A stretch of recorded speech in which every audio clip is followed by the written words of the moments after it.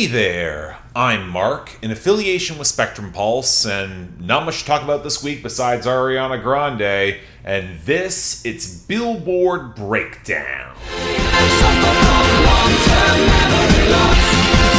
I don't remember. Okay, so this week feels like one of contrast. On the one hand, it still feels like we're in the aftermath of the Drake album bombs, which are taking their sweet time falling away, and that means they're occupying space that could be filled with new music. But on the other hand, with rare exception, I'm not exactly hearing what's gonna break through in order to take their places. So the chart feels weirdly in limbo, kinda stodgy, but for the occasional big single from a major name. And that naturally takes us to our top 10 and our brand new number 1. I mentioned it in passing last week. I will fully admit I am surprised it caught on this well. But debuting at the very top, we got Hate That I Made You Love Me by Ariana Grande. As usual, we'll get into the song itself later on, but it did not solely rely on streaming to take this spot, instead having that alongside huge sales and a real radio push right out of the gate. It shows at least one team knows what the hell they're doing here, especially if it picks up momentum. Probably not for next week, given the whole Taylor Swift of it all. We'll see. On a similar note, Choosing Texas by Ella Langley actually held on at number 2 because it's strong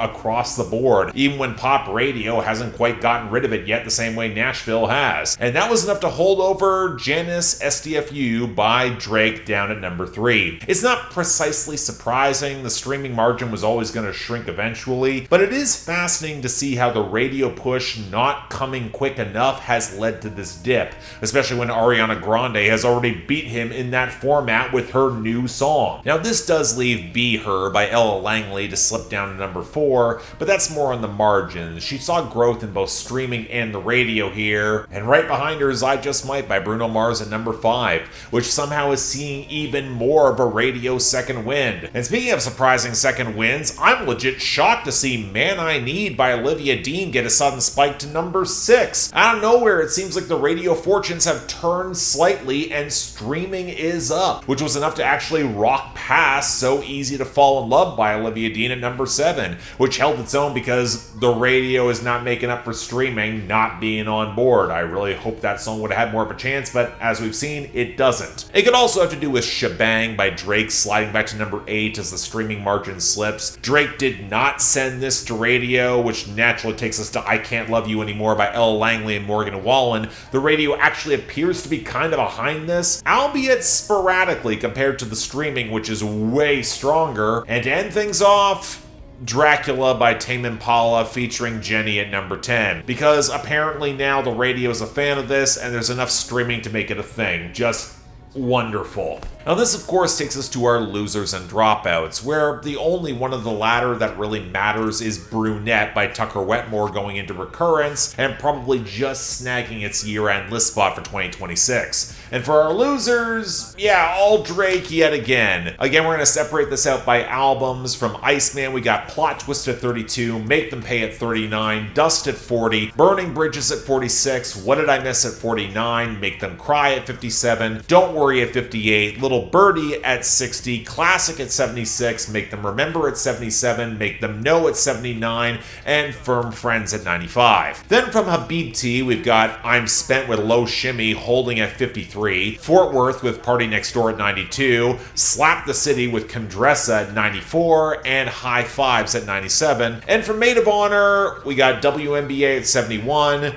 and Ho Phase at 81. But okay, what's filling in the gaps here? Well, not that much in the way of returns, as Sunburn by Tucker Wetmore shows him replacing himself at 98, and Empty Words by Corey Kent came back at 99, but there are a lot of gains. And my god, a lot of these aren't good at all. If I am most excited about Cinderella by the late Mac Miller and Ty Dolla $ign to 42, Fever Dream by Alex Warren at 55, Hate How You Look by Josh Ross at 64, Beautiful Things by Megan Maroney back again at 65, and maybe Mr. Know-It-All by Teddy Swims at 89, we got problems. Because Jeez. E85 by Don Toliver at 27. Don't We by Morgan Wallen at 35. Motion Party by Boss Mandilo at 37. Spend Dat off the debut from Young Miami at 47. Don't Tell on Me by Jason Aldean at 63. Noble by Femi at 67. My Way by Riley Green at 70. Self-Aware by Temper City at 72. This is not set up for a good summer. I'd honestly take a lot of the Drake songs over these. But hey,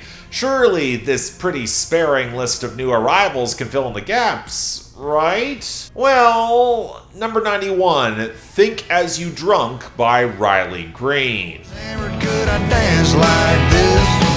Might have a cold one in each hand, but I ain't as think as you drunk I am.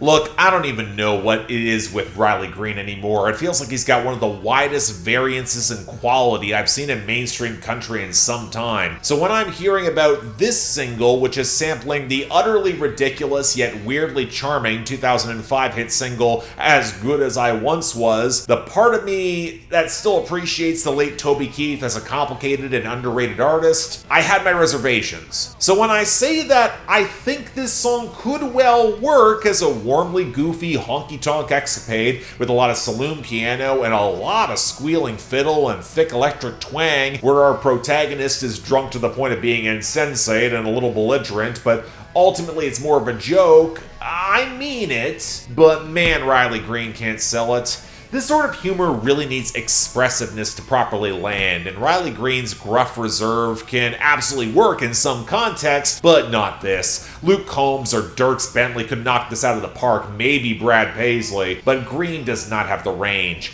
And that cascades into a composition that just doesn't have the hangdog flow or cadence of someone like Toby Keith. They sample a little of his voice on the outro, and it just reminds me that As Good As I Once Was, it might be dated and really stupid, but it's a lot better than this. I appreciate the attempted versatility, but I don't think this is it. All I'm saying. Number 88, Hostage by Latto featuring 21 Savage. Houston, feel like Harden, I came on a rocket.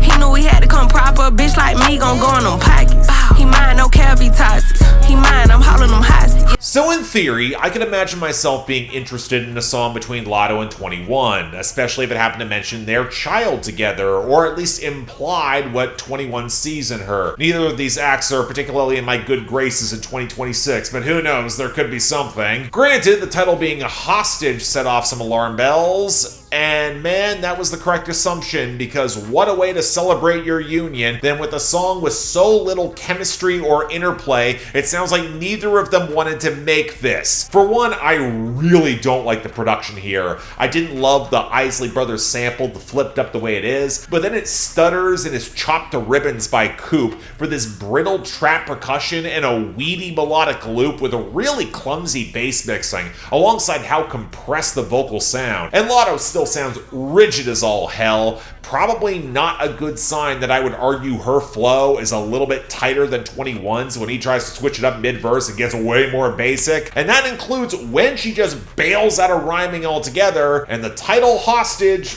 feels apropos. They're talking about holding each other in that manner despite their own toxicity, as long as she can go in his pockets and then she won't gossip about him. If only that's where the noxious lines ended. I appreciate that you're down for Atlanta, Latto, but I don't think Trae Young abandoned the Hawks so much as he rarely had a competent team or front office around him that could optimize what he did outside of 2021. And the rest of the verse actually could be interesting in the flip of the gender binary, in the pimping if Latto's greed didn't sound so utterly craven here, and how she goes in 21's pockets. And I mean, somehow he's worse. To quote, "Baby girl, tell me, when you squirt, is it straight piss?"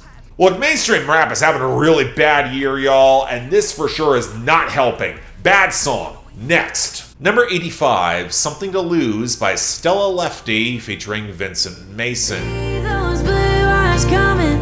This was never supposed to be nothing but a little something to do. I got good at being lonely till you showed me I was better with you. Now I got something to lose. So remember a couple weeks ago when I mentioned that Stella Lefty was dating Vincent Mason? Yeah, I guess I should have expected a duet at some point, a way to print money, probably some form of acoustic pop country, and yeah, that's what it is. Albeit with a little bit more pedal steel and rollick than I was expecting. The sort of love song where she was a wild girl, citation needed, and now she's fallen in love almost by accident. To her, it was just gonna be nothing but something to do, way to describe your romance, and she's now got something to lose. So does he. I mean, it's not a bad sentiment, and the hook's fine, but I'm not connecting more deeply, and I can pinpoint exactly why. The chemistry is lukewarm, at best. They don't really harmonize, the trade-off to Mason's verse is really clunky, the vocal fidelity does not match up because the compression on Stella Lefty's voice is more pronounced and crisp, even as she sounds thinner in the mix, but she's also louder and leaves the song feeling weirdly unbalanced. I think the song is just more flimsy and basic than outright bad. I have the impression that if TikTok gets behind it more, the songcraft is just good enough that it will stick around. We'll see how long it takes to sour or wear on me. We'll see. Number 83, Mexico Honey by Kacey Musgraves. Take my heart, take all my money. I want you so bad it ain't even funny. I mean, for real, what the hell?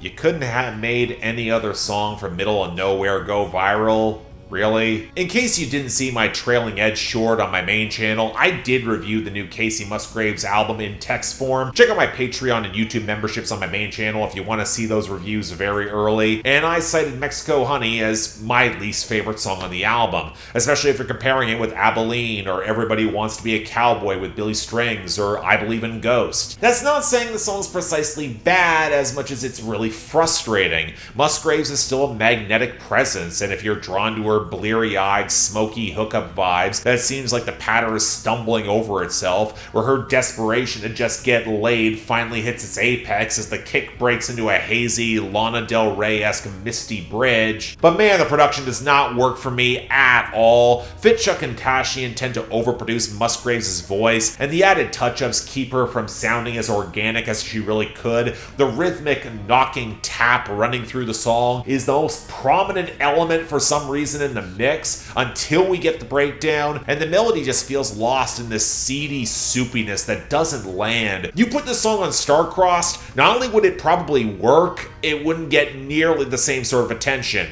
And for good reason. Yeah, I want Kacey Musgraves to see a lot more success. I'm still a fan. I really wish it was for better music than this. And finally, number 1, Hate That I Made You Love Me by Ariana Grande.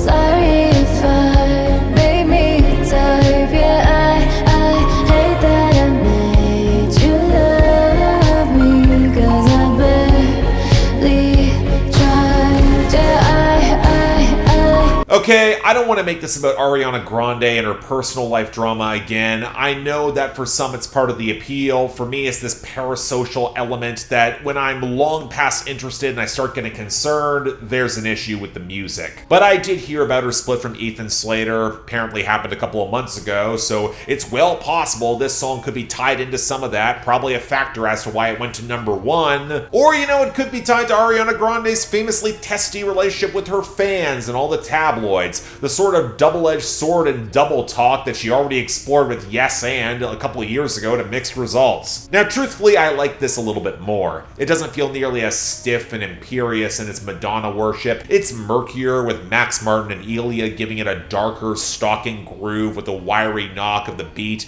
perhaps sounding a little bit too close to the front of the mix, and Ariana Grande embracing more hazy R&B smolder. That's a great fit, especially as she layers her harmonies over the second verse, although I do wish the bridge did a little bit more with the brittle guitars there. But the writing is, of course, the draw, and look, it is an act of pure arrogance to anchor a song in the sentiment of hate that I made you love me, that you're such a presence that just commands attention and affection, be it for a relationship or with your fans. It treads right up to the line of myopic entitlement, but this also feels more self-assured in the realization realization that this love is not good, that she's gonna hurt you because truthfully, you were not that honest with your intentions anyway, and she's not taking the blame for that, especially if she knows that she's got her own demons she has to face down. And I don't know, I like Ariana Grande owning her own moral ambiguity and sitting with those consequences. It's what I liked about Eternal Sunshine and where I think she's grown since her more capricious era. And while I absolutely miss her songs that went bigger and actually had larger hooks, this is by no means a favorite of mine. I think I'll stand by it being good.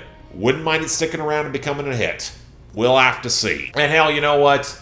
Best of this week, too. Not like she had much in the way of competition, because the worst is going to Hostage by Latto and 21 Savage, almost entirely based off that production and that one line from 21's verse. Can someone please get him back in the studio with Metro Boomin so we can get a Savage Mode 3? Because this is not it. Next week, though, I guess Taylor Swift making a song for Toy Story is going to be that big thing. Stay tuned for that, I guess. But until then, I'm Mark, you're watching Billboard Breakdown, affiliated with Spectrum Pulse, and I'll see you next time.